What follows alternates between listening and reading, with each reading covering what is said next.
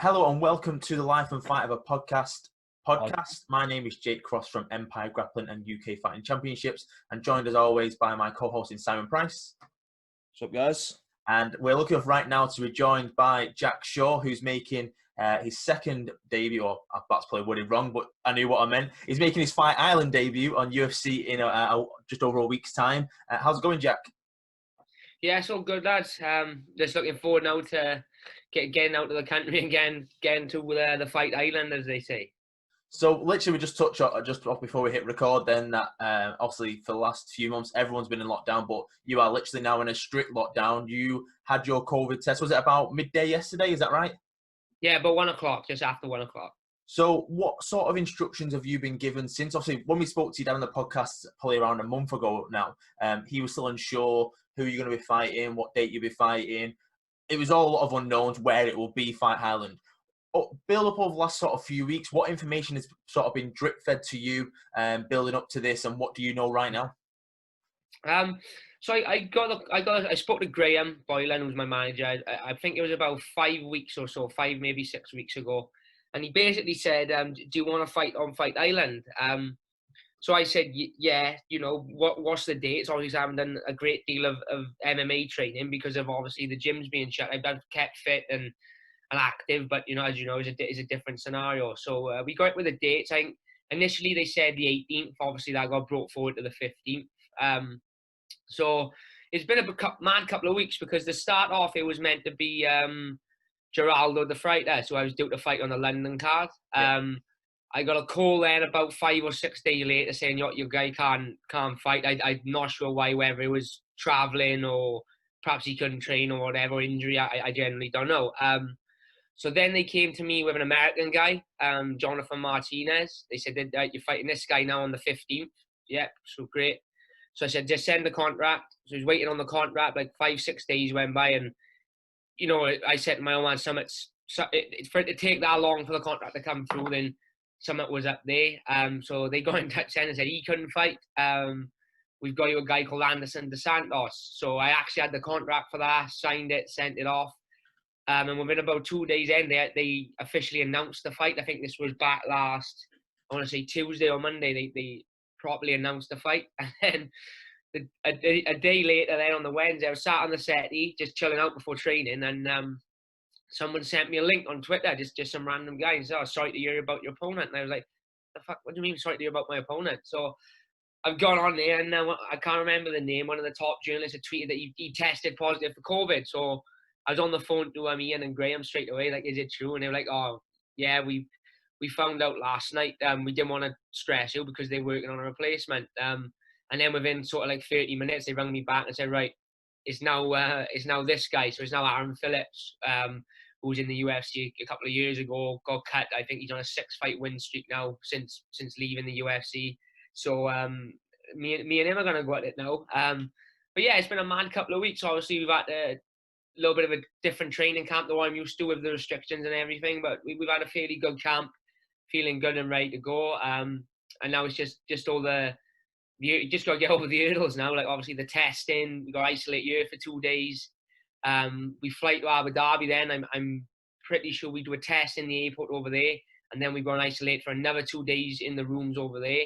But obviously the tough thing about you is I'm in the room on my own, so everyone's in the same boat. None of us we're not room sharing until in Abu Dhabi. I think we'll all be in the same rooms. We can do pads, a bit of grappling, whatever. Whereas obviously I've got a skipping rope and a kettlebell, and it's like you get on with it for 2 days. So it's going to be a long 2 days, but you know, thankfully at the end of it, we'll be able to get over there and enjoy it for what it is. Then you quickly mentioned then about change of opponents. Now, obviously, you found out about the most recent change via a friend, via Twitter.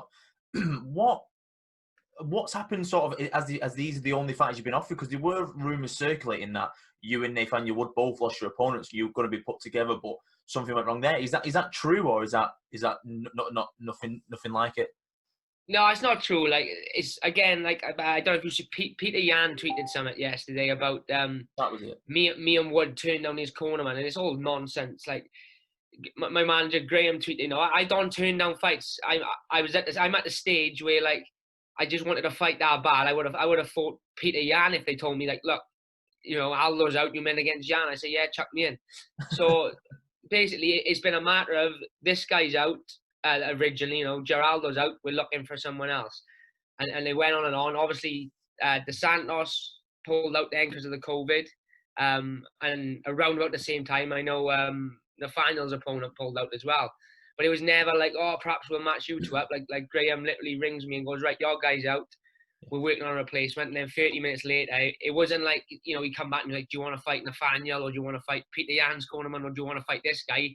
It was just, he come at me, this is who you're fighting, you know. I think people are under like the illusion with the UFC sometimes that you seem to get much of a say in things, where it's very much the case of, you know, this is who you're fighting. We're going to send the contract. You either fight or you don't, sort of thing, you know. So I've never turned down a fight outside the UFC or inside the UFC, and Graham can vouch for that. And I'm sure if you go and speak to if you can manage to speak to Sean Shelby somehow, he'll vouch for it as well. You know, I've accepted every fight they've offered me over the last 5 weeks. That's why you have managers. They sort of project your career in the way that and shape it should be for a UFC debutant or a close to UFC debutant there. They sort of get 5 or 6 names, go, which one would work right now, obviously with how things are. You may not see 5 or 6 names, they just throw one at you, you accept it, and that's all that you know. You may not ever see the other names, and that's what I think people don't seem to realise. One thing I have been asked to ask you is, Aaron Abbey said, how does it feel to be the second best Welsh fighter? The second best Welsh fighter? Who's number 1, Brett Jones? Aaron Abbey seems to think he is. No, I don't know about that. No, in all fairness, Aaron Abbey is the definition of a fighter, all the stuff he's gone through. So, if you know what, I'll even give him the number 1 spot because of how strong a character he is and all the adversity he faced. So I think he expected something like that. He can be number 1, to be honest. If I'm going to give it up to anyone, it's him or Brett. So I think Simon mentioned before, a little bit before you came on, that he would have probably taken his PlayStation or his Xbox just to kill time. Have you done anything like that? No, fucking stupidly, no, I haven't. I just brought my laptop and that's it. So all I've been doing at the minute is binge watching Netflix, and then it gets to about 9 o'clock in the night and I start to get hungry, so I start watching food challenges on YouTube, and that's where my life have come to at the minute. But to be honest, I didn't really know we was gonna be in the room on our own. Then I thought, you know, me and my old man live together, so I thought, or we have done for the last couple of weeks, obviously, so we could do a bit of extra training. So I thought perhaps they would allow us to share a room because obviously we travelled up together, we live at the same address. And Carl, my other cornerman, has travelled up in the car with us, so I can't understand why. You know, I just thought we'd be able to do some pads, a bit of something in the room. So I thought I'd be able to do a lot more training. But it is what it is. I'll make it do. You know, I got a skipping rope, I got my kettlebell, I can do some press ups and sit ups, I suppose. It's only 2 days, you know. So, and I haven't, like, to treat it as a rest day or a relaxing couple of days. But obviously, when we get to Abu Dhabi, we can up the ante a bit then. But I should have thought ahead and brought the PlayStation, to be honest. But typical me, it went straight over the top. It's one of them. I guess that was the last thing on your mind, though, travelling across to the airport for that. Yeah, that's right. Because, like, literally, we didn't know when we was coming up here until about a week ago. So it's been like last week has just been getting everything into, like, originally we was told we wouldn't be going to the island till 4 days before. So we didn't know we would have had to, you know, quarantine for 2 days before, go in and quarantine 2 days over. So we've obviously had to pack a lot more in advance than what we usually would for a fight week. Because I mean, usually you're only there from the Tuesday to the Saturday. So it's not such a big deal to prep everything. You know what I mean? It's a bit of training kit, a bit of food, and a bit of training gear. Whereas this one, we've had to. I think. Well, I've been given 3 cases just for myself, and the corner allowed 2 cases each. So that just shows all the stuff we've needed to pack the last couple of days. So it's been a bit of a mad rush. The PlayStation must have slipped my mind. Oh, of course, yeah. So, like, building up to this fight, it's like, obviously this camp's going to have been very, very different to any other camp you've had before. How's the training week sort of differed, sort of building up to this? Yeah, it has been very different. Obviously, usually the gym is open 6 days a week, you know. So every single night I'm on the mats, usually doing something. With the lockdown, we've although the pros are able to train, obviously we've only been able to do sort of 3, maybe 4 tough sparring. Not so much, not sparring for long, but you know, grappling, rolling, wrestling, and then I MMA spar. So it's been a little bit less of that, and a little bit more sort of one-to-one basis stuff with my boxing coach, with my old man, with my wrestling coach Carl, and a lot more sort of stuff outside the gym. Now I've done a lot more road running. Cause I'm usually on the treadmill all the time, whereas obviously the gym's not open, so I'm only going down now and then. So it's been a lot more road running, a lot of road cycling. We've been doing a lot of S&C outdoors, me and my S&C coach Greg. So it's been a little bit different, obviously, and obviously the quantity of training partners in a sense. Whereas usually we have sort of 60, anywhere between 60 and 80 on the mats every night. You know, we probably had no more than 5 or 6 guys in the gym at one time because of obviously the social distancing, and you know, you've got to be a pro in Wales to be able to do any sort of training. So it's been different, but thankfully, obviously, Brett has had a fight coming up as well.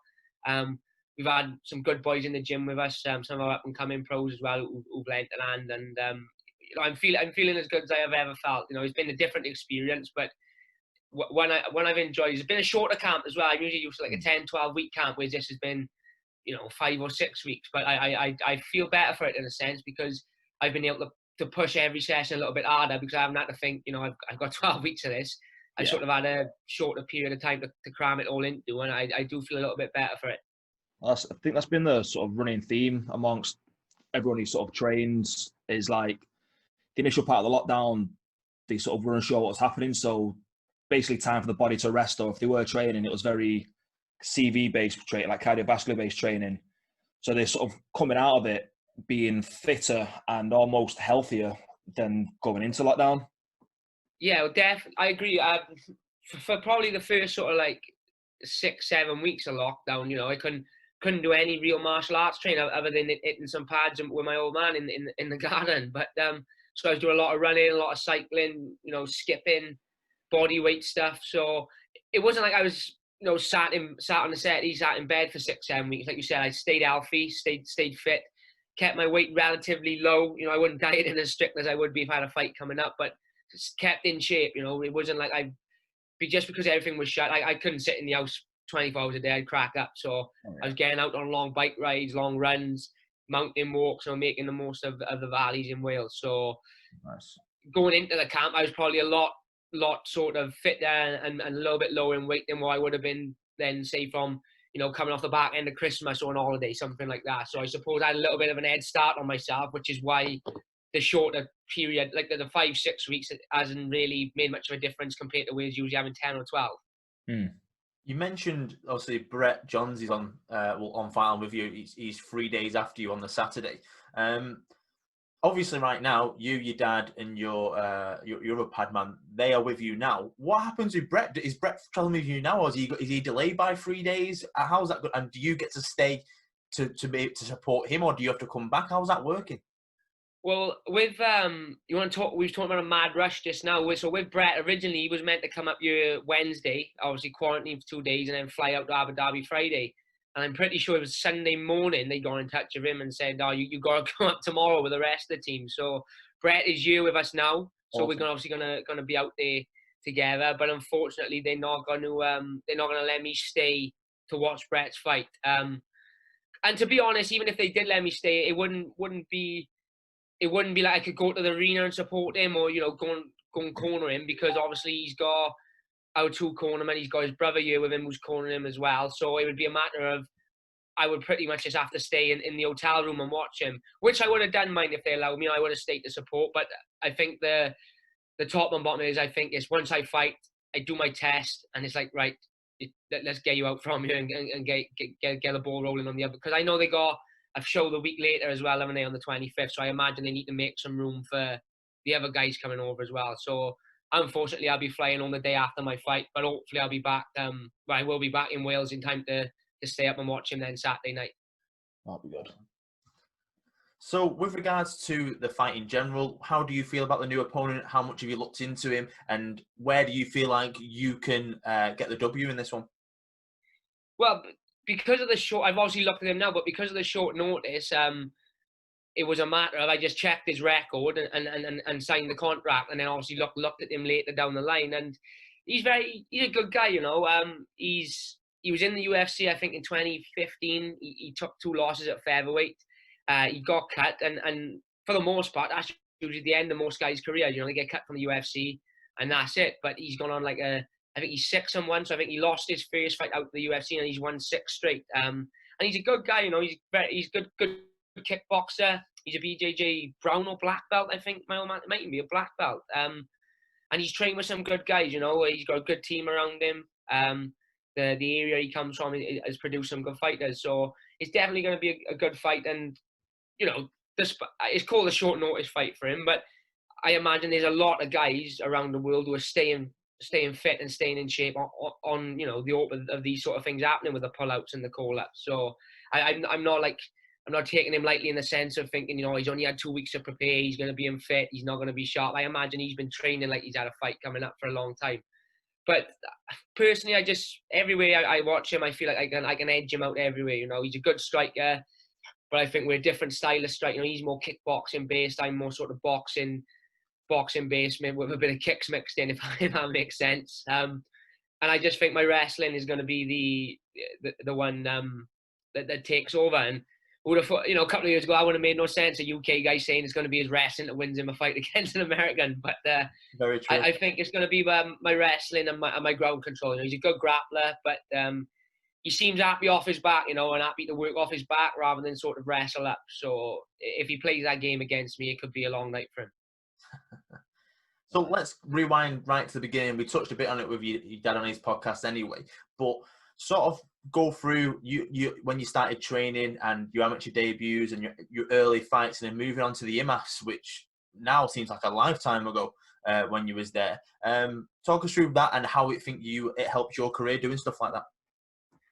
Yeah, it's been I've had, like, for a guy, considering I'm only 25 then, I've been about a long time. I think I started training as a kid, like 6 years of age, but sort of fast forwarding a bit, I had my first amateur MMA fight at 17.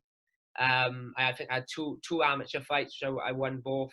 And I went amateur boxing for a little bit then, just because I was doing some training with Gavin Rees, who's a former world boxing champion, and he said, why don't you give the amateur boxing a crack for some experience? And so I had about a year off doing that. Still training MMA, but I had a year off the competition scene, fighting amateur boxing. And you know, in the end, just because I've done MMA so long and I'm such a big fan of the sport, I naturally gravitated back towards wanting to fight. The amateur scene was getting better, you know, more organised. It was no longer like the no headshots and the semi-pro and the unified amateur. It was gravitating more towards the amateur MMA rules as we know it now, which is obviously headshots on the floor with bigger gloves. And then that suited my style a lot better rather than like the semi-pro rules. So I ended up, I think it was 2019, I had my first amateur fight back after the break.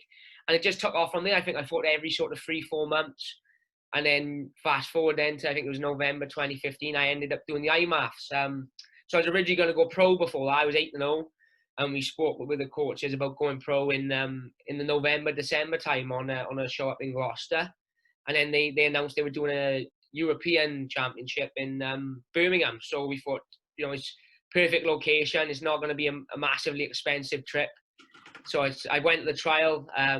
It was Team UK at the time. It wasn't Team Wales like it is now. So I managed to get in the team.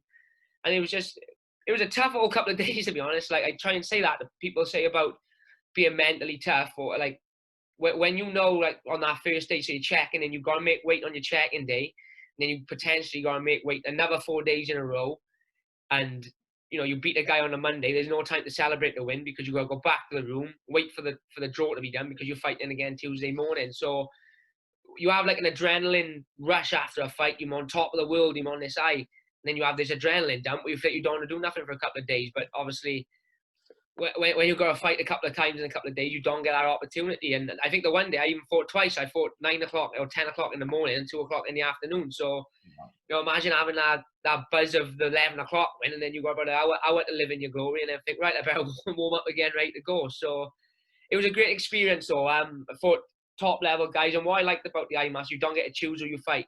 There's a lot of amateurs like nowadays, and pros do the same, you know, padding their records to try and get that call up to the big show. And it's like, you know, if you're going to pad your record, you'll get found out eventually. And obviously with the IMAF, you didn't get the opportunity to do that. This is who you're fighting. if you win, there's on to the next round, and then obviously eventually the two best guys meet in the final.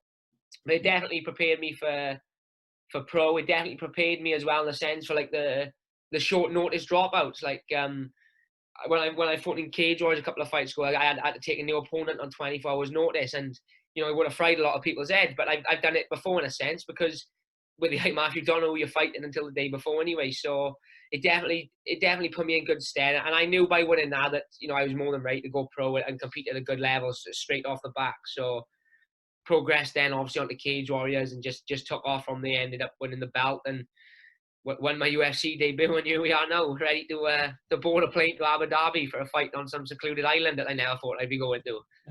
Sounds like something off Mortal Kombat, doesn't it? No, it does, doesn't it? So back to just quickly on the IMAFs, like a lot of people, they don't understand the sort of the physical as well as the mental sort of strain it can put on you fighting that frequently. Just be able to touch on that a little bit, sort of like how you managed to recover both physically and mentally to sort of get on for the next fight. Yeah, it was obviously like going in then, our game plan was, potentially we got to have 4 fights here in 4 days. So the game plan going in was to, get in and get out as fast as we can without taking any damage. And that worked very well for me, my first 3 fights, I had three first round submissions. And it wasn't, I had to work for the submissions, but I didn't take, no damage in the build up to the actual finish to the fight. So pretty much, I think if you combine the fight time and my first 3 fights, it would probably be less than 5 minutes. So it was an ideal situation for me.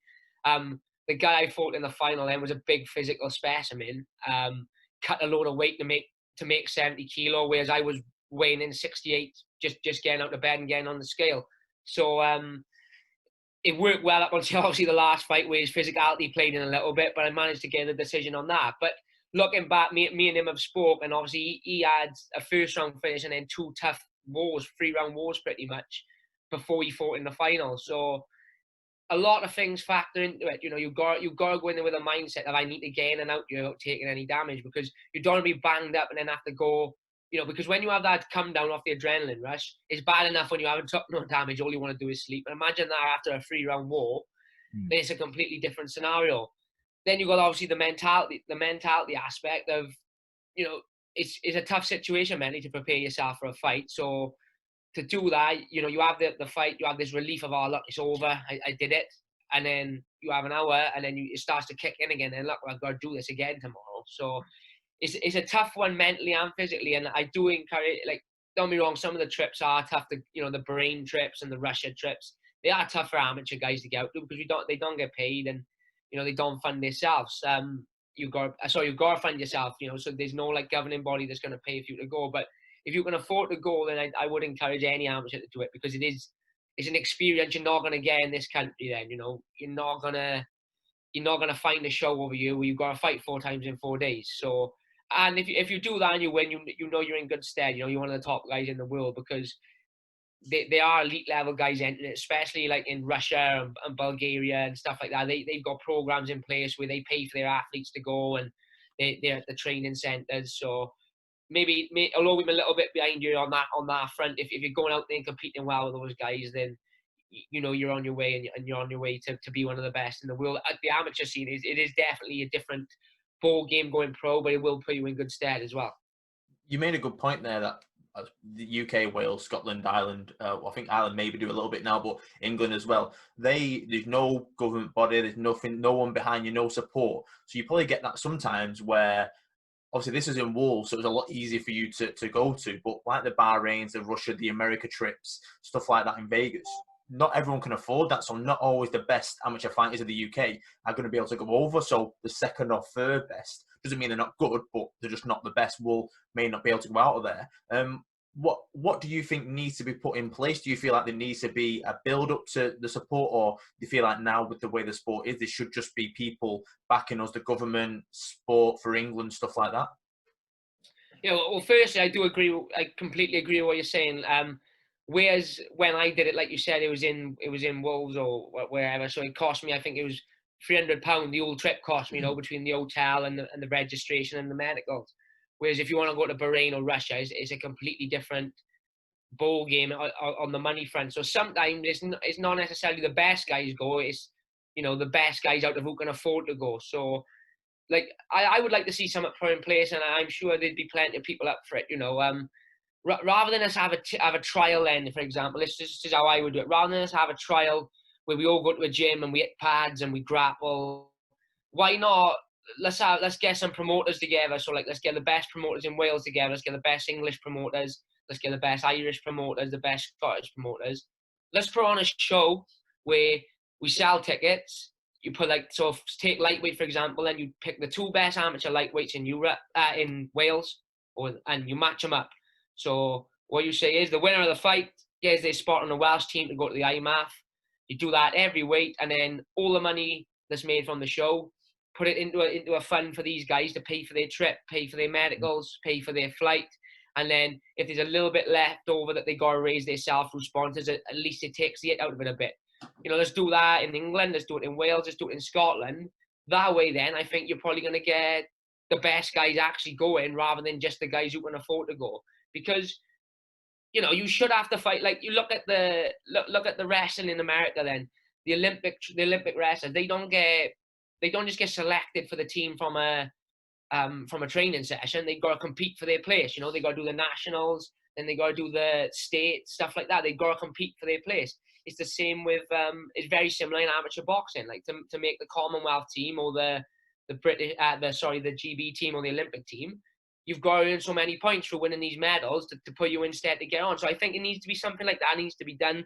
And if obviously promoters are willing to do it as sort of a charitable close then, where they're not going to make no money on the show, but obviously it'll help send the best guys to the thing, then hopefully I think that'd be the best way to go about it. If we're not going to have a governing body to back us, because I don't think we'll have that for a couple of years yet, just because of all the bullshit and the logistics that come with it. So that would be the way I would do it. I know my old man has actually spoke about doing it in Wales. Spoke to a couple of promoters like James Wallace, who runs a good show in Wales, and them two are up for doing it, you know. But it's just a matter of getting everyone else on board. And like you said, people can be great in the gym. You know what I mean? The amount of guys in my gym who I think, you know, they could be in the UFC, but then they can't always do it under the lights and when the crowd's watching and under the actual pressure of the result mattering. And I think that needs to factor into it a little bit when we're picking guys for these teams. You know, everyone can look good in the gym, but let's see how they actually do. And there's guys who perform in the cage 100 times better than they perform in the gym.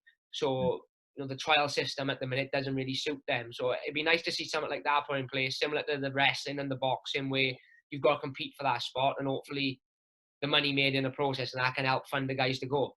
2 points that you've made over the last sort of few minutes, and I think earlier in the podcast as well, you refer to what the Americans do with regards to the wrestling and the programs they've got there. Considering, like you said, joking before, that you wouldn't really say a couple of years ago that a UK would out-wrestle an American in wrestling. It just shows how leaps and bounds the UK has come on in relation to training and how much you go into it. And then the other point I was going to make is, you've sort of seen every angle of this sport, even at this young age. Your dad's a promoter. You fought in the IMAFs. You fought as an amateur. You fought as a pro. You've been a world champion. You're now in the UFC. You've seen every sort of building block that a fighter that you needs.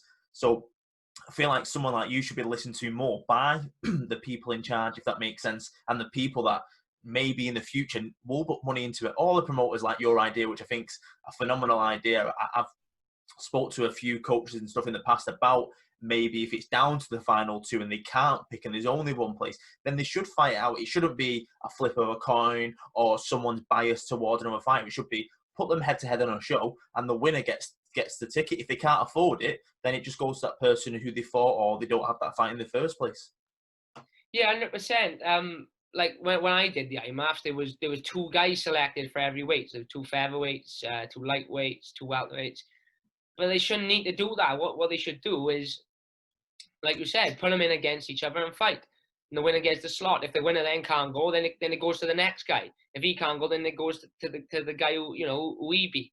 So there's ways, and like you said, they need to start. I think they need to start factoring the fighters in a bit more when they start running the organisers of these, like the Team UK and the Team Wales, because not disputing at all that the coaches are great coaches and they know what they're doing, and the guys running it probably got all the paperwork locked down. I don't doubt it, but they need to start bringing fighters in and especially, you know, people like myself, people like Aiden James, who fights at Brave FC, who's done the IMAS a couple of times. Bring us in, you know, say what, you know, let's chuck a couple of ideas on the table. Stuff like that, like running these shows and putting the proceeds in.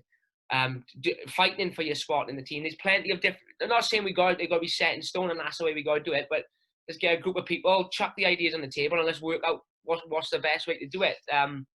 You know, I'm always a big advocate for, especially Welsh MMA. So I'd have no issue in, you know, voicing my ideas and trying to work out how we can get the best guys. I got teammates who I'd love to send to the IMAS and who I think would win and who I think are the best in their weights and wheels, but they just can't afford to go. You know, they work in jobs. They can't pull in the spot, you know, because realistically, for an amateur to pull in good money on sponsors, it's tough because they're not fighting on Fight Pass often. You know, they're not on BT Sport, so that they can't pull in these big money spots. They might have a local plaster or something like that. They'll chuck them 50 quid, which is great, but it's not going to fund a trip to Bahrain. It's going to cost you close to $1,000. You know what I mean? So we need to like look at different ways that we can do it. And I'd obviously be more than happy to chuck my 20 pence in and see if I can help sort of, you know, progress us to a way where we can get something like that done.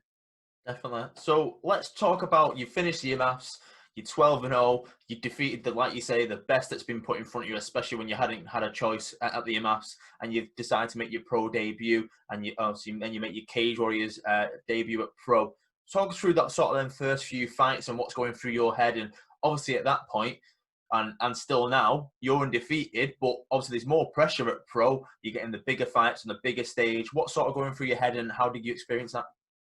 Yeah, it was definitely different to start. Like, I came out of the IMAFs. I had a couple of offers for obviously go pro. I know Bama expressed a bit of interest. The KHK team out in Bahrain, they wanted to sign me up. So there was a couple. I just didn't end up going with anyone to start. I had a fight. I had my pro debut sort of booked before even winning the IMAF. So that was a local show. My old man was running the show, so he booked me in for my pro debut.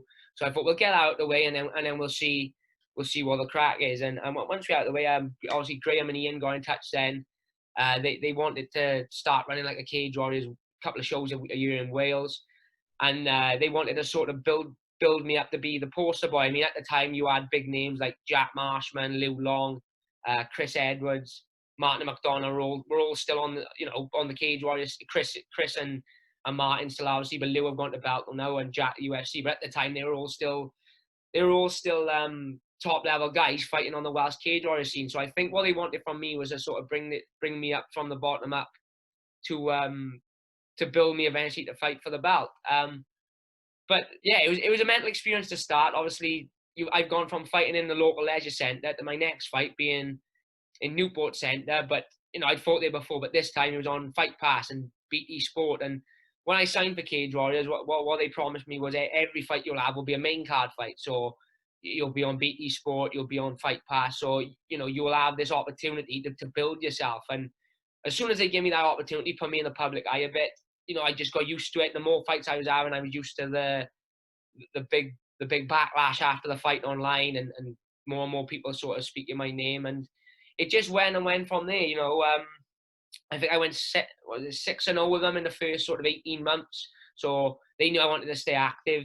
They kept coming back to Wales because I was a good ticket seller as well. You know, I could sell the Newport Arena out on my own, and I was only 4-5-0. Like, so it was only a matter of time. I think they knew before they were going to have to. Obviously, Marshall went to UFC, Lou went to Bellator, so it was only a matter of time before I would progress to that full sort of top spot for the Welsh shows. And obviously, I made it. I voiced to them that I think we should go bigger than the Newport Centre because, you know, we were selling the Newport Centre out every single time. So I thought, let's go a little bit bigger. I said, they give Paddy the Echo Arena with 4,000 people. So let us see if we can do that. And obviously that's when they went to the Ice Arena and they wanted me to fight for the belt. So it was I think 2016 I signed, and 2018 I fight for the belt. So just over 2 years, I went from being a relatively, you know, apart from people in Apple, no one knowing me, to making a good name for myself, you know, and selling out a 4,000-seater in Wales. It was a bit of an extreme journey, to be honest, in 2 years. It took off like I could never have imagined. The old Jack Show's on fire thing, and You know, the boys come in to watch me. It started off 20 of them, then it became 100 of them, then it became 200. And next one I was selling 500 to 1,000 tickets. And then the ice arena, I was having people I didn't even know come to my house for tickets and buying them online through my account and stuff like that. So yeah, it just catapulted into nothing like I couldn't have imagined. And obviously that's a big part of why I've built such a good name for myself, is based on my following as well. You know, obviously I can fight and I'm skillful and all this and that, but you know, there's so many guys that don't get the push they need in MMA because they just can't sell tickets. And I try and say that to the boys coming up, is if you want to get fast tracked and you want to build that name for yourself and make decent money before getting to UFC, you got to be able to promote yourself and shift your tickets. And obviously there's two ways you can do that. You know, you can either trash talk or you can build a big following elsewhere. And I am much of a trash talker. I'm not sharp enough with the tongue, so I had to go down the other route. Oh, definitely. Like, so you're sort of saying, like earlier in your career, you were main card shows and sort of staying in the spotlight, really. Do you feel like give you a bit of an advantage then as the higher profile fights sort of came along? Like mentally, you could sort of you were used to that. You were used to that kind of pressure as opposed to sort of being thrown in the spotlight. Yeah, well, 100%. Like, you know, my first fight with Cage, I was 1-0. I was fighting the guy who was 3-0. And it was like I was opening up the main card. I didn't even open up the main. I was second fight on the main card. So it was like, to be one, I was like the least experienced fighter on the card, and they chucked me straight. There was guys on the undercard who'd had like 15, 20 fights, and they chucked me on the main card at 1-0. You know, straight in the deep end. All the cameras, all the press. You know, Dan Hardy was cage side. I think it was might have even been their first show with BT Sport. So it was like, at the time I was probably a little bit on edge, thinking I got to do all this promotional stuff now and I'm no good in front of the camera. But when you just chucked into it and told get on with it, eventually you get more and more comfortable every time. And obviously the next fight and then the next fight after that, I was slowly working my way up the card, and it just made me more comfortable. Like, to the point where then the year after they were like, do you want to go and fight in Belgium? And obviously I said yeah, and they even chucked me on the main card in Belgium. You know, so it obviously showed that people was aware of who I am. But it definitely, when in, like, you fast forward, like the fight against Malone, we had mental promo. You know, I had to film a promo. I had to go to London. I was doing 2-3 interviews a day. Even like the day of the weigh-in, the day of the fight, they wanted me doing interviews with people. I was just used to it, and I was just used to speaking, used to saying what they wanted to hear. So, you know, getting across what I wanted to without waffling on. So it definitely gets you used to the press. And then obviously when you're in the UFC, that increases tenfold. You know, you go from a couple of thousand people watching you to a couple of million people watching you. So it definitely prepares you for that. And I mean, Cage Warriors is probably the best show for that in Europe, especially prepping people for the UFC. As far as like the Fight Pass deal, and I know they're not with BT now, but they were with them for some time. As far as getting people in the limelight and getting them used to the cameras, I think they're the best at doing that, you know. You make good points, obviously, me being promoting the jiu-jitsu and the MMA side as well. There's a lot of fighters which I approach that saying X person wants to interview you, or I want to interview you for your fight, and they sort of go, no, I don't feel comfortable, where, especially in the amateur scene. And I sort of get that a little bit, where I'm nervous, never done it before. But if you want to take it seriously and you want people to come and pay for a ticket or sponsor you or notice you on the bigger stage, you need to get your face out there. You need to have all the social media platforms. Like, I don't really like Facebook, but it's kind of like the devil's advocate. You haven't got a choice. You need it to get yourself out there, to keep an eye on things, make sure you're up to date with a lot of things. At what point, maybe you'd thought about it from the beginning, at what point did you know that all that sort of blended in and needed to happen to progress yourself?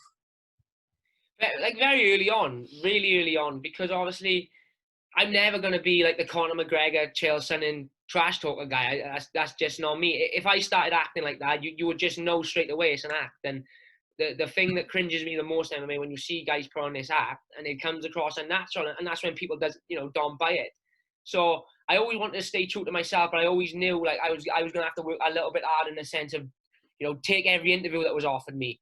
Take every opportunity as far as interviews, like Facebook promo, Instagram promo, everything like that. I knew I had to jump at it because, Cage Warriors did all they did with putting me on BT and Fight Pass. But if I was quiet as a mouse online and stuff like that, then people are not really that keen to watch and listen to you. And I always say to the boys coming up in the gym, especially like the amateurs and the debut pros, if you want to get the sponsors to make your life a little bit easier coming up, and you want to start charging X amount of money, you got to put yourself out there. So you've got to get on the interviews, even if it's only like 200 or 300 people are watching these interviews.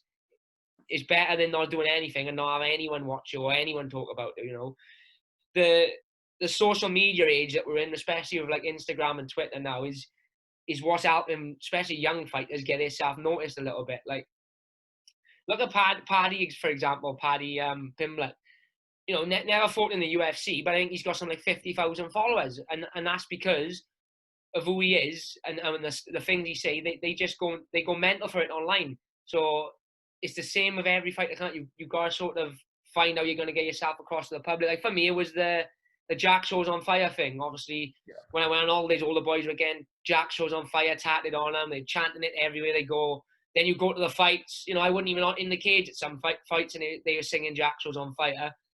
and people, like, there's young kids in the town and know me as Jack. Like, they come up to me and go, Jack Show's on fire. They don't even call me Jack or anything. So it's like, you got to find a way to get your name out there and get yourself across. And I think I recognised that from probably even in the amateur days, and I put that down to as well, being around people like Chris Edwards and Jack Marshman, who came up a little bit before me and was starting to pull in the sponsors. I'd see him do interviews online, and I realised the importance of that early on.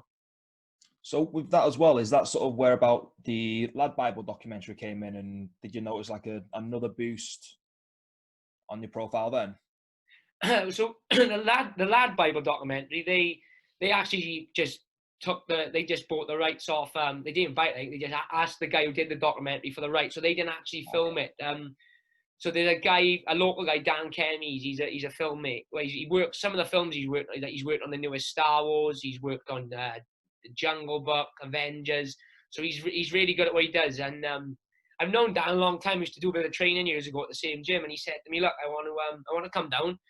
I want to shoot a documentary," he said, "and I think it'll be good publicity for you, and obviously it'll be good for me to do a project that I want to do myself." And all credit to him, the way he put it together was just insane. And obviously then the Lad Bible caught wind of it, and they I think they said, "Can we use it?" And he just said, "Yeah," not expecting it to, I think it's got something like 1.5 million views now on Facebook. So anything like I say that to people, don't turn down these opportunities. Like, as good as Dan is, he didn't have a massive, it's not like this massive online following where we knew the film was instantly going to get millions of views. It was just like, look, I know he's going to do it good, and if someone like that catches wind of it, then it's going to blow up. And obviously, to see it have 1 million views on the Lad Bible just shows how good he put it together in himself. And I say this to young fighters: you don't know what's going to blow up and what's not. Like, I keep going back to Paddy, but the Scousers don't get knocked out thing.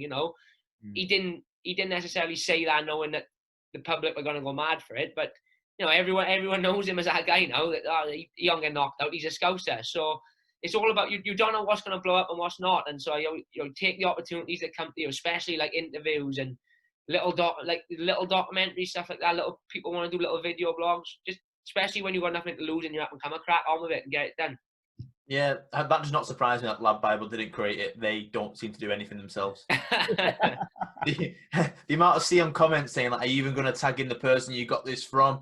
They're quite well known for stuff like that. But you made a good point about Paddy. I've knew Paddy for many a year now, well before he came into Cage Warriors fame and stuff like that. And he's not changed. He's been the exact same character all the way through. And I think that sort of is seen. People may say he's like Marmite, don't like him, do like him because of that character, but he's true, and you can see that. So people resonate towards it, get a bit that sort of that Conor McGregor little buzz that he's talking crap about this person. But then on the flip side as well, people resonate to you because you're calm, you're collected, you're professional, and a lot of people prefer this sort of fighter or character. Do you feel like there is a way to like a sort of like a grassroots to get to fame, or do you feel like what you're doing works as well? Yeah, I think everyone's different. Like if you went back maybe 5-6 years ago, then when McGregor went on his massive rise, everyone wanted to be McGregor, didn't they? So everyone was trying to trash talk. Everyone was saying the same lines he was saying. And back then, yeah, maybe I can see why. But, you know, I think the sport now is gravitating back towards the respect and the humbleness again. You know, you look at guys like Frankie Edgar, you know, Stipe Miocic, those sort of guys get just as much publicity as the rest of the guys. Even guys like, and it don't necessarily mean you need to be the nice guy, but I mean people like Masvidal and Nate Diaz. Then they are two of the biggest draws in the game, and they're not necessarily massive trash talkers. They just real, you know, they're being real to themselves. Like look, Nate Diaz is my favorite example because he hasn't changed a bit. Like you go and watch him on the Ultimate Fighter 10 years ago, he's exactly the same guy. He keeps himself to himself in a sense, but it's like young purple, no bullshit. If you wanna chop us off, you know, he's ready to fight you there and then. And like you hear the Cowboy Cerrone interview where he says, you know, I'd have a drink with Nick and Nate now, but if they walked in here at the minute and they see me, they'd want to fight me here now because that's how they are. And they're not trying to change for the cameras. They're not trying to change in interviews. They're just being true to themselves. So I think the best way to put yourself across to people is just be who you are. You know, don't feel the need to put on this act and this charade. You know, like Chael Sonnen then was one of the best trash talkers ever. Yes. But he's a little bit like that in real life. You know, he's this educated, smart guy, and he could slot straight into the WWE now if he wanted because he's got that charisma about him. You know, there's a boy who trains with us, Oban Elliott. He's very similar. Like, you know, online he's this cheeky fucker. Let's be honest. But it works for him. You know, if I tried to speak the way he spoke and say the things on the mic after the fight he said, I look a dick. So, you know, I've always just thought, be who I am, and if people like it, they like it. If they don't, then that's on them. And I keep saying about Nate Diaz, but I think it's been very similar to him. He's never been the guy to try. He's never acted like the tough guy to try and impress people. You know, he's just grown up hard, and that's how he is. Same with people like Frank Yeager. You know, he's this humble, hard-working family guy, and you know, people obviously gravitate towards him because that's who he is. So if I had to say the set way to do it is just be yourself, whether that's being the cheeky trash talker or that's being the quiet, humble guy, or that's being the guy that keeps himself to himself and don't take no shit. You know, be who you are, and I think people will relate with it a lot better because people are a lot more similar than you think. You know, there's always people out there that can relate to you. You know, not everyone can relate to a Conor McGregor character, but people can probably relate to me a little bit better, as in, you know, the little fat kid who grew up training and, you know, just looks like your average guy. You know, I could be in a pub on a night out and people wouldn't take, if it weren't for my collie years, people wouldn't take 2 looks at me. They, you know, they feel that little kid, but you know, people can relate to that sometimes, and it's the same with just be who you are. That's my biggest take on it. And if anyone ever asks me for advice, like the boys in the gym, I say the same thing. Just go in there, do what comes natural to you, and I'm sure people will gravitate towards it either way. You made a good few points there about Nate Diaz. That's one of my favourite seasons, Tough 5, and I was watching a few of the early episodes probably about 2 months ago, just because lockdown, something to do. And I remember thinking, he has not changed. Like, he's so quiet, he didn't take shit, he was like, once he was put on a team, it was that team against that team, and there was no arguments for him. That's just the way it was. And there's that story, I don't know if you've seen it maybe on Facebook, with his brother Nick, where it's like a cartoon episode where I think he fought Joe Riggs, and then I've seen it, yeah. Hospital, and they just started. Well, he started fighting Joe again, and that's the sort of people that they are. They live to fight, and it's the strangest thing because they've took a big step back from the sport because they want to be paid and they want only certain fights. Where their mentality, they'd be like the Cerrone mentality. You would expect them to be fighting every week if they could. Yeah, and I think, like you said, a lot of it is they're starting to realise now that they're worth a little bit more than what they were getting paid. Like, obviously, it was no secret, I think, for one time, like the UFC and Nate Diaz didn't get on. I heard, like, before he fought Michael Johnson, he was on something like 20,000 and 20,000. When you think that's a guy who's been in there like 7-8 years at the time, that's a very little amount of money for someone with a name like that. And then obviously he beat McGregor, and the ball was in his court. And it's very similar to Masvidal. Like Masvidal now jumping in late on this weekend. He wanted more money. They were like, no, we're not paying you. So, you know, they sort of went all high and mighty and said, well, don't have the fight then, we give it to someone else. Well, sometimes things just work themselves out. Like, it's come full circle now. On 6 days' notice, he's jumped in and fought. Don't tell me they haven't chucked him a little bit extra and chucked him some extra pay-per-view percentage for him to, you know, he's not going to fight on 6 days' notice for what they offered him 6 weeks ago. You know, he's played the game right. And it was the same with Nate for a long time, I think. And Nick, to be fair, I think that they just sort of played their own game. And I think they've had that many fights between like street fighting and MMA and jiu-jitsu and backyards. But by the time they've hit sort of their 30s, they're like, look, I'm not doing this for pennies no more. You know, you either pay me or I don't do it. And especially Nate, I mean, they don't live like this big lavish lifestyle like McGregor, you know, with the Lamborghinis and the watches. Every time you see them, they got jeans and a black t-shirt on. So it's like you chuck him 10 mil in the bank, that's gonna last him a long time. Don't be fooled by them plain t-shirts. I read something recently that what's he called? The guy that owns Facebook. Simon, what's the guy that owns Facebook? What's he called? Oh, I know who you mean. Mine's gone blank. Anyway, his plain t-shirts apparently like $300 a t-shirt from Italy. That's Nick and Nate then, perhaps on the designs on the inside. Yeah, exactly. So it makes you feel like, oh, we just bought that from Primark or something like that. No, it's from Italy, $300. So yeah, don't be fooled by the plain t-shirts. So you made a good point about Masvidal and 251, and it's sort of a good transition to talk about that card this weekend. First off, Usman and Burns, who did you have on that fight? And now it's Masvidal, and it's on the short notice. How do you feel like it will go now?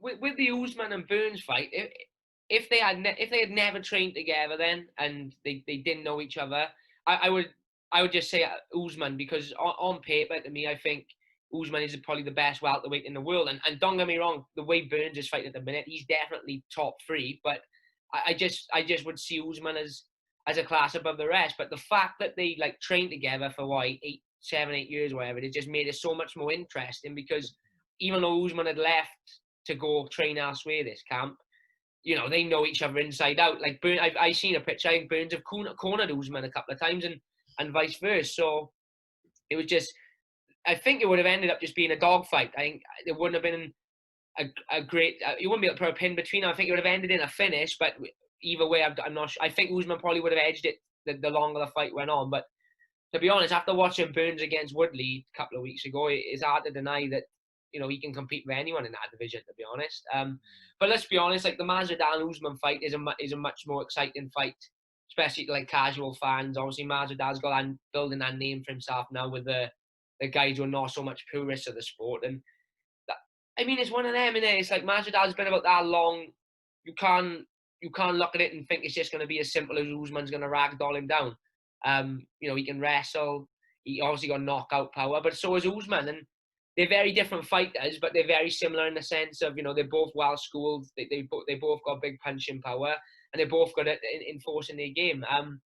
I think the longer the fight goes on, the more it's going to sway in Usman's favour, just because of his wrestling and his ability to just stay in people's faces and just ragdoll them pretty much. You know, he did it to Woodley. Even the Colby fight, as close as I was, that 5th round, you just seen he was just still 100% there, as good as he was in the 1st round. Where I think the fight started away on Colby a little bit. So I think Masvidal to win has got to catch him flush, and he's got to catch him early. But you look at some of Masvidal's knockouts, it's hard to deny that he hasn't got the ability to knock anyone out. And the way he fought Nate Diaz, I know Nate Diaz is a very different fight to Usman, but just as someone who's like me, who's a very big like boxing fan, some of the angles and the footwork he was cutting on Nate Diaz, especially in like the first 2 rounds, was you could see that's a guy who knows 100% what he's doing, and he's very crafty and very sneaky on the feet. So it's really interesting. And obviously they hate each other, so maybe Usman won't try and ragdoll him. They hate each other that much. Perhaps they'll come and bang it out. And if Masvidal can get in his head to make him do that, then it's going to sway towards him even more. But I just can't wait to watch it. It's going to go one of 2 ways, I think. It's like I said, either going to be early night and then Masvidal will clip him, or Usman's going to just take over as the fight goes on. Yeah, I feel like there's definitely going to be some sort of a rematch clause in this one for both, to protect both of them. The short notice of Masvidal, and then again, I guess if you say the short notice for Usman, because Masvidal, it's hard to say more dangerous, but it probably is. Masvidal's more of a dangerous fighter than Burns, because Burns is sort of the unknown. He's probably his favourite on paper, probably would beat him, give or take. But the Masvidal, it's more dangerous. He's more dangerous. What he's done in his last few fights, like he slept Till, Askren, and also the Diaz fight. He can finish people, and he's been around the block. Like I seen a post the other day saying, "Oh, it's took him this many fights to get a world title." And yeah, maybe some people don't see the Strikeforce title as a world title, but he fought Melendez 9 years ago, and Yeah. that's how long he's been fighting the best. And Melendez back in 2010, 2011 was pound for pound probably the best lightweight in the world. Yeah, well, yeah. Before he came to the UFC, that was it. When everyone was saying he was. Well, there was a reason why they put him straight in with Ben Henderson when he signed to the UFC, and you could argue he won that fight. So exactly back then, pound for pound, best lightweight, probably pound for pound, top 5 in the world. And like you said, Masvidal fought him 9-10 years ago.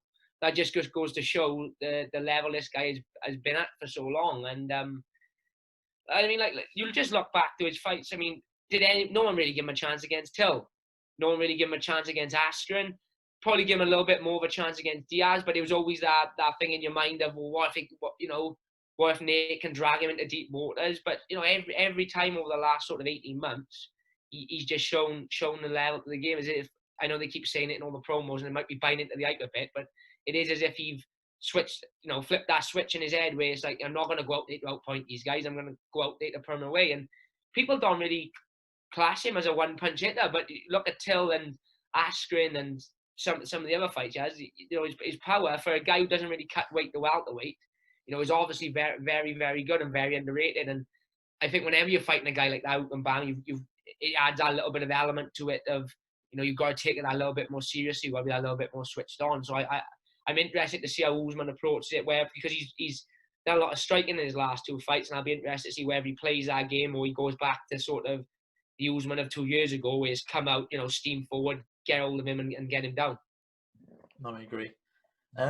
Let's talk maybe toward the latter end of your pro fights, and the one that always sticks out, and I spoke to your dad about it, was the Vaughan Lee fight, because it was a massive step up, and I think your dad mentioned around then they were looking to build you up towards maybe Nathaniel Wood, or you wanted him, but they said one more fight, and then obviously he got signed by the UFC. What was it like to fight someone as high profile as Vaughan? He's been in the UFC for many years. He's come back to Cage Warriors. What sort of going through your head for that fight? And then do you feel that sort of helped you for future bigger fights like the world title fight at Cage Warriors? Yeah, without a doubt, it's probably the toughest fight I've had, to be honest.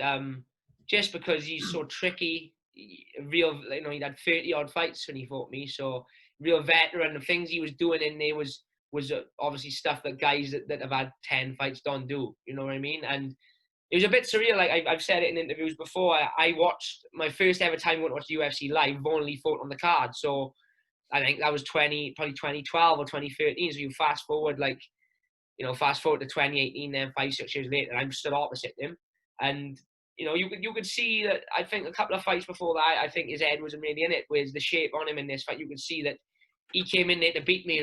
He didn't come in as the veteran who was putting it to build my name up. He came in there to spoil the show. And I think if he had won, he probably would have had a title shot, because that's what they were building it as. The winner of this fight would go on to fight Wood. So it was surreal to fight him, to be honest, in the build-up. Even just before the fight started, I stood opposite him thinking, here we go. This is gonna be one for the books. But definitely one of the hardest guys I fought as well. He took a lot of breaking down, Vaughan. Very tricky on the feet. To be honest, he came up. We game planned for him. We watched his fights with Wood and the one before, so we game planned for a certain style. He came out and fought a completely different style. The way he was circling was completely different. He usually fights on the back foot, where this fight he was trying to press me back on the back foot. But it was a great fight. I took a lot from it. Initially, after the decision, I was a bit, for some reason in my head, I thought it was a lot closer than what I was. I was disappointed with the performance, and then I got home. I drove home the same night and watched it back. And I seen after about sort of 2-3 minutes of the first round, I started to take over a little bit. But mentally, it was a good fight for me, because it was the first time, I think, where I hadn't been able to go out there and just enforce my will straight away.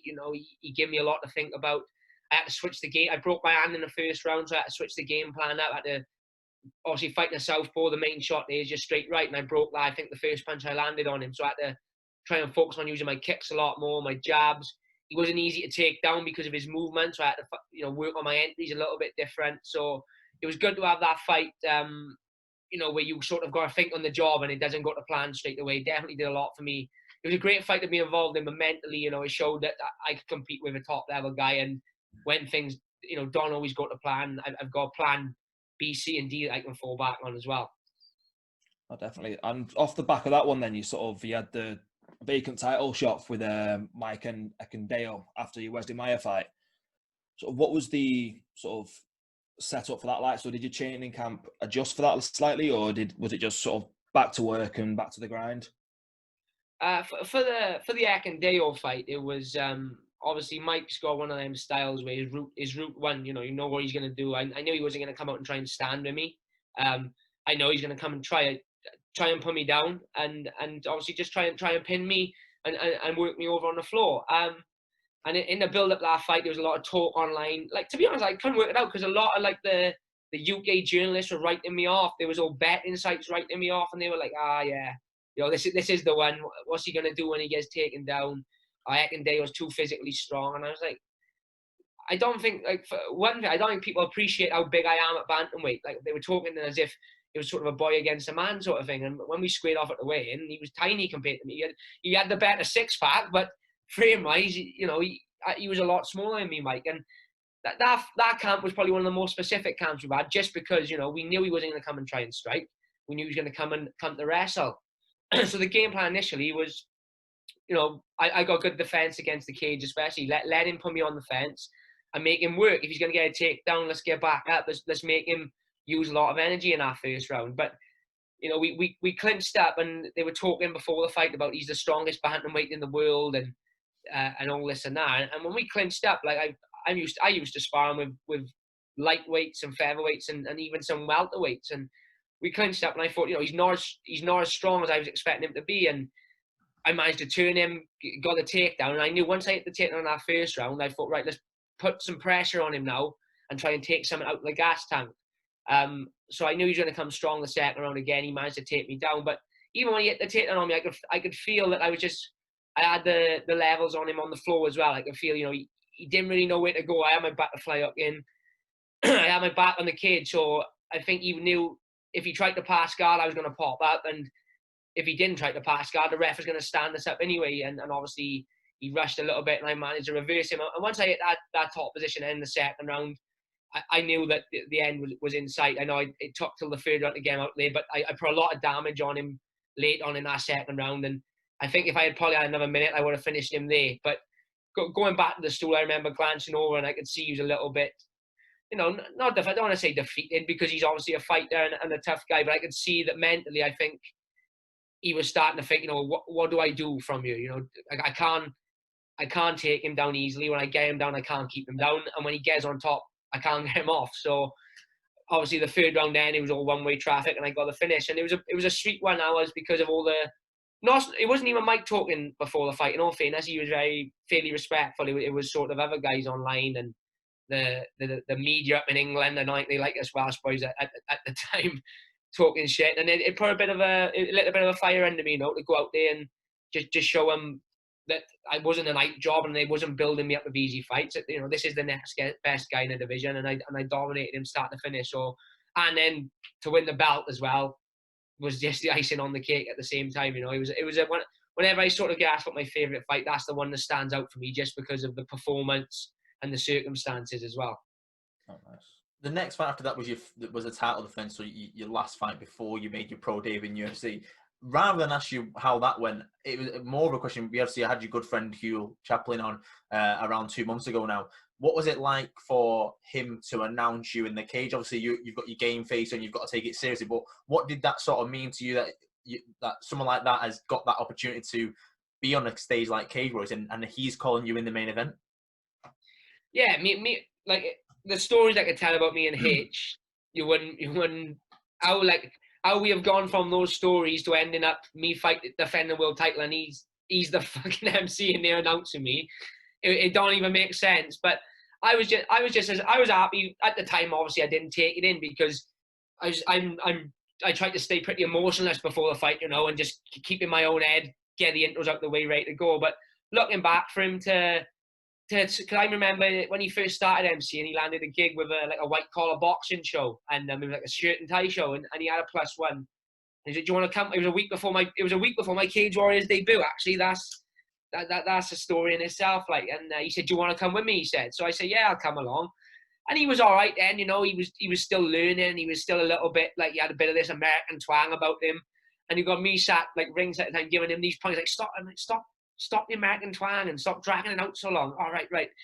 And then to fast forward like 2.5 years later, you know, we're sold out arena in Wales, and he's the guy in there announcing me. It's just surreal, and I'm really happy for him. You know, like I know for a fact when he first started out doing the MCing, he never thought that it would lead to him, you know, doing a cage, being the official Cage Warriors MC, and who knows what the future holds for him. Like I said to him, you know, he talks about like UFC and stuff like that, saying, you know, he's just happy at Cage Warriors. I say, you never know what could happen. Like, you know, you never thought you would do a Cage Warriors Academy show. Then you never thought you would do a Cage Warriors main card. And then it's like, look at you now, you know, you're doing every single show for him. So to have him in there and you know, for him to have that accolade then that he announced one of his best friends for a world title fight, it's a surreal one that I doubt he ever thought he'd have when he first started MCing, you know. And I wouldn't be surprised to see him in the octagon in years to come. I say it's all about being in the right place at the right time. Like, Joe Martinez was never the UFC announcer, and someone couldn't make it, and they flew him in. They've used him ever since. So I said to him, you know, you never know what can happen. So he's obviously worked very hard at it. He's got really good the last couple of years, and you look at him now. In my opinion, he's the best MC in Europe. You know, outside the UFC, he's the next best guy. He builds the crowd well. You know, he's got to have a gruff voice about him, and people, you know, he really does get, like, when you're there live, he really does get the crowd going. So I'm really happy for him, and glad that I know that moment meant a lot to me. His mum and dad even came to watch it because they're not like massive fight fans, his mum and dad, and they said, you know, this might be the last chance that we get to possibly see them to announce or announce Jack. So they came and they were front row. I remember my sister saying his mum and dad were loving it just as much as the boys were loving it in the crowd. They were chanting and singing Jack Show's on fire. So it's great to have him in there as well. And I hope he does get that shot one day at the octagon. But if he don't, I know he's happy with the Cage Warriors crew as well. No, I completely agree. You made a good point about right place, right time, and the Joe Martinez, which I think is a great MC anyway. And you never know, like, obviously with circumstances right now, something could happen where an MC tests positive, like Bruce or whoever they're bringing over to Abu Dhabi, and then he gets the call to come over, or maybe for a London card or a Welsh card if they finally do a UFC. It could be right time, right place. I completely agree with that. Before we do wrap up, let's sort of touch on how you experienced the debut, the pro debut in the UFC, and also what you think the current state of the bantamweight division is, with obviously Cejudo now retiring and all that, and how you feel like you fit into that picture. Yeah, the debut in the UFC was a great experience. Obviously, I had a little bit of an head start in the sense I've been at fight weeks with Marshman and Conan at Marshman, so I knew how the setup worked a little bit, you know, in the sense of like the signing in and the Reebok kit and everything like that, and obviously the weigh-ins. So it was a surreal experience to sort of do it all myself, you know. And you just, when you're there, you can't go over how well they treat you. Like the UFC staff, I mean, all they want you to do is worry about making weight and putting on a good fight. You know, they don't want you to worry about anything else. They'll take care of it all for you. But I had to pinch myself a couple of times through the week, to be honest. Like, I was in the cage before the fight, and Bruce, going back to MC, Bruce Buffer's in the cage, like, announcing from Abu Dhabi, Wales, Jack Show. And I'm in my head, I'm thinking, that's fucking Bruce Buffer. Like, that's Bruce Buffer. And I got a fight now, so I can't even take into consideration really that is Bruce Buffer announcing my name. And Matt, he pronounced that word right. Yeah, he did, and I tell you how he did, because he did it for Marshman. He did Abu Dhabi for Marshman a couple of years ago, and he actually asked Marshman after the fight, "Did I get it right?" And he was like, "Yeah, you nailed it." Because a lot of people say Abu Dhabi, and it's like, no, and drag it out at the end. But yeah, just like, and even in the fight, I remember looking up and seeing, like, obviously I know Dan Hardy well, but I remember seeing like Paul Felder and Sean Shelby obviously sat at the commentary desk. And as I'm on top of it, I've looked up and they've looked up and they've looked at me as if to say, keep going. And it's like, it's a little bit surreal sometimes to have them guys there and talking to you and talking about you, and obviously having Dana tweet and do the Instagram post as well. It was a surreal experience from start to finish. One that I really like, one that I'm gutted it took so long for me to be able to experience that again, but obviously we're looking like now that it's going to be coming in obviously a week's time, so I can't wait to go again. But yeah, the bantamweight division stacked, isn't it, from top to bottom. I mean, You've got top 5 full of killers. You've got people like Aldo and Frankie Edgar now, the older generation who are still performing well, have dropped down now. You've got like your O'Malley's, Brett Johns, Cody Stanmans, Brian Kellers, even guys outside of the top 10, the top 15 even. There's Song Yadong, Chito Vera. There's guys there who are top class and not even got a ranking by their name. So to be part of that division is just an honor, and it's gonna, like, people keep saying, when you're gonna, you'll be in the top 10 soon, and I keep saying, no, it's that stack of division now. It's not an easy route to get that ranking by your name.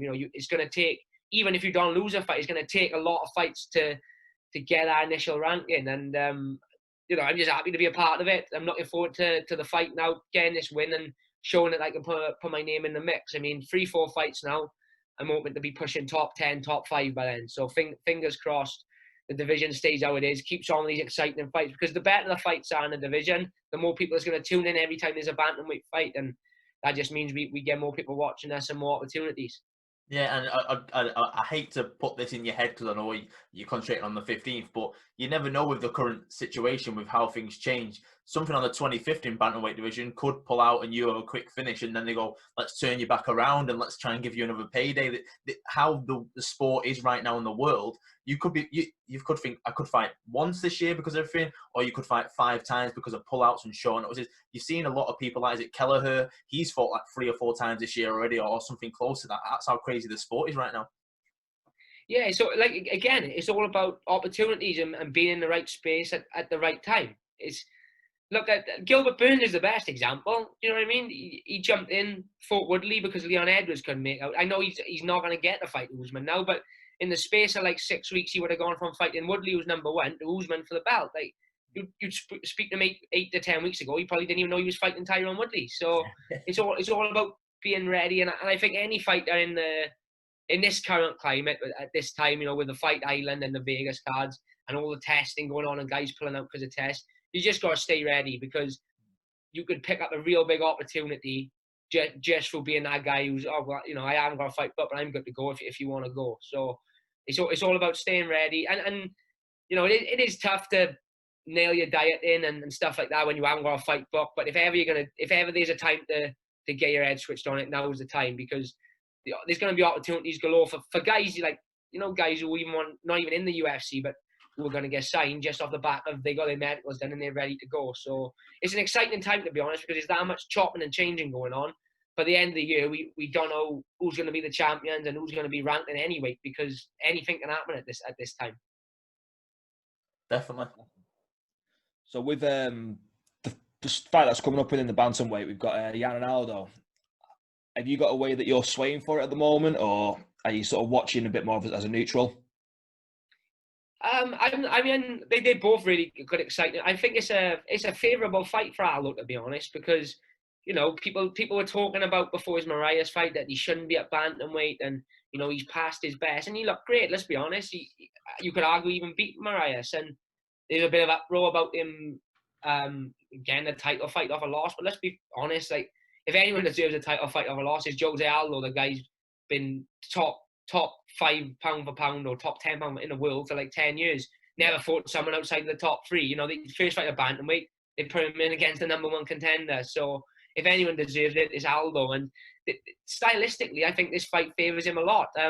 If he can hang in there for the first 2 rounds, I think, because his cardio against Mariah's looked better at bantamweight than they did at featherweight. So if he can hang in there and weather a bit of an early storm, especially with the power he carries and his striking, I don't see why he can't pull it off. Is it a tough ask? Yeah, obviously Yan is a savage on the feet and on the ground, but it's one of them fights. Again, all 3 of those title fights in that card, it's tough to pick a winner straight.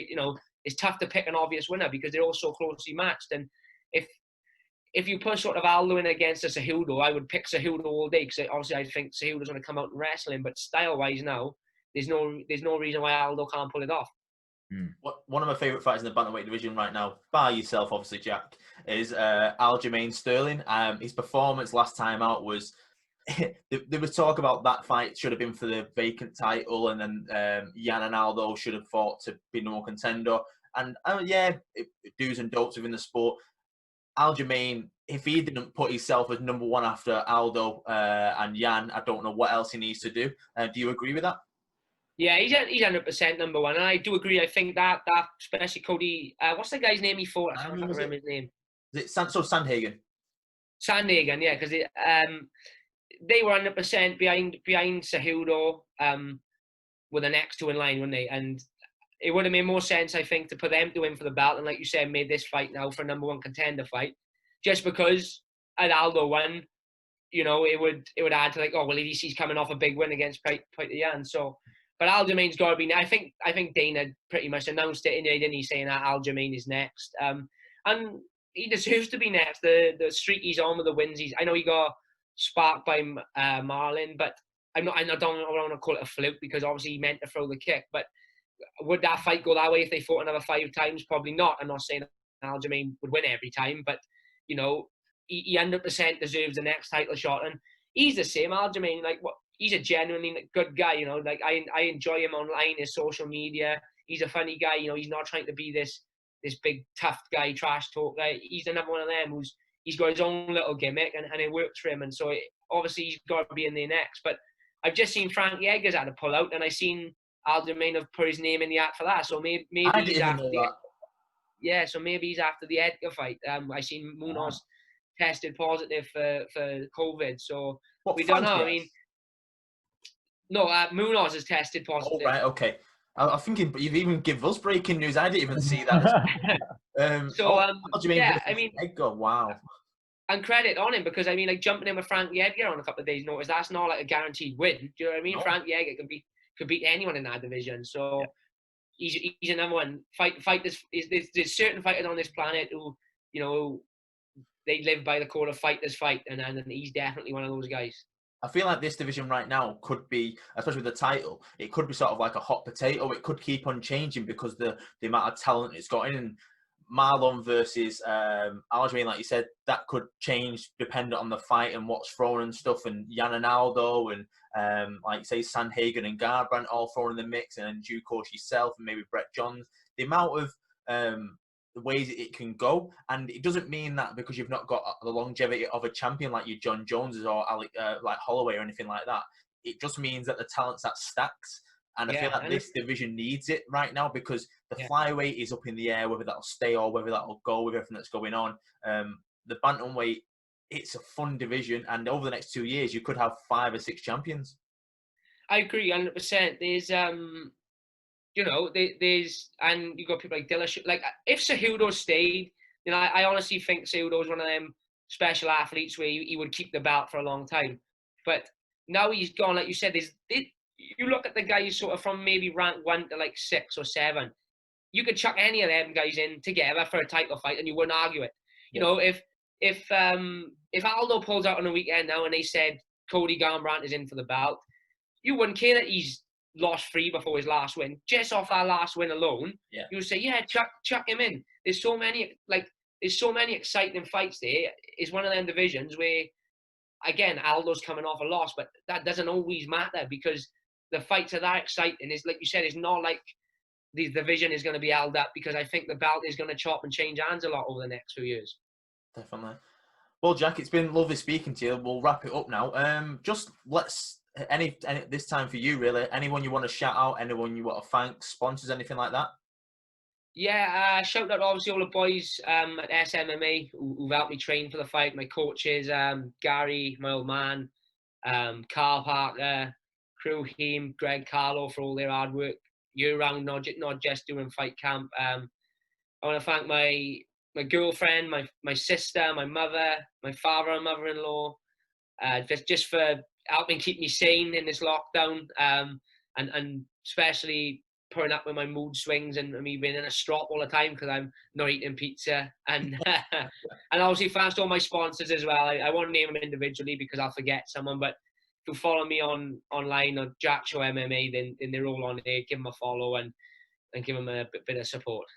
Awesome. Well, it's been a pleasure, pal. I know hopefully nothing changes in the next few days with regards to test results, and we'll see you in 8 days' time. But yeah, it's been a pleasure, dude. Stay safe, and we'll be all watching live in around 8 days' time.